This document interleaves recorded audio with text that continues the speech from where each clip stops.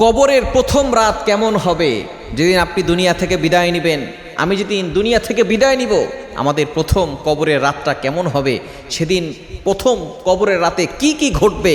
যখন মানুষ আমাদেরকে দাফন করে দিবে, যখন 40 কদম তারা পার হয়ে যাবে, তখনই আমাদের কবরে কিন্তু মুনকার নাকির চলে আসবে। তখন মুনকার নাকির এসে ডাক দিবে, সে ঘুম থেকে উঠবে। যারা যদি মুত্তাকি বান্দা হয়, যারা সবসময় আল্লাহর ইবাদত করছে, তারা মনে করবে যে কেমন যেন আসরের সময়ের ওয়াক্ত শেষ পর্যায়ে, অর্থাৎ সূর্য ডুবে গেলে যেরকম একটা ওয়েদার হয়, সেরকম একটা ওয়েদার তার কাছে মনে হবে। সে তাৎক্ষণিকভাবে যদি মুত্তাকি হয়, তাহলে মনে করবে আমি মনে হয় আসরের নামাজটা পড়তে পারি নাই। সে তাড়াতাড়ি ওযু করার জন্য পানি খুঁজবে, জায়নামাজ খুঁজবে নামাজ পড়ার জন্য। কিন্তু মুনকার নাকির এসে তাকে বলবে, তুমি আর দুনিয়ার জগতে নাই, তুমি চলে আসছো কবর জগতে। কিন্তু যারা মুত্তাকি বান্দা না হবে, আল্লাহর ইবাদত গুজার বান্দা না হবে, তাদের অবস্থা খুব ভয়ঙ্কর হবে। তারা উঠেই ভয় পেয়ে যাবে এবং মুনকার নাকির আসবে। মুনকার নাকির এসে 3টি প্রশ্ন করবে কবরের প্রথম রাতে।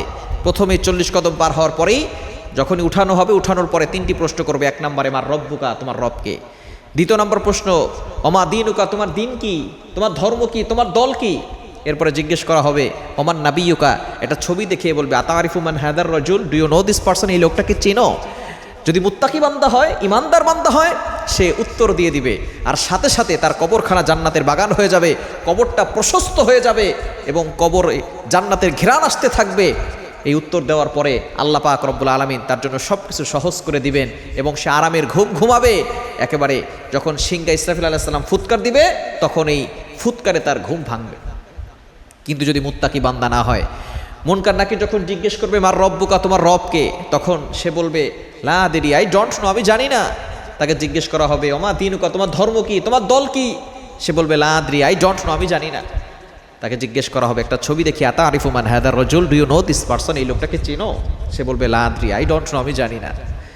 যখনই জানি না বলবে, তখন বলবে যে তুমি তাহলে কোরআনের সাথে থাকো নাই। সাথে সাথে তার উপরে এমনভাবে অ্যাটাক করা হবে, একজন ফেরেশতা সেই কবরে প্রবেশ করবে, যে ফেরেশতা চোখে দেখে না, কানেও শোনে না, এমন একটা হাতুড়ি নিয়ে সে কবরে ঢুকবে। বাংলাদেশের ভিতরে, সারা পৃথিবীর ভিতরে যে বিশাল বড় বড় পাহাড় আছে, এক একটা হাতুড়ির বাড়িতে পুরো পাহাড় ধুলায় ধূসরিত হয়ে যাবে।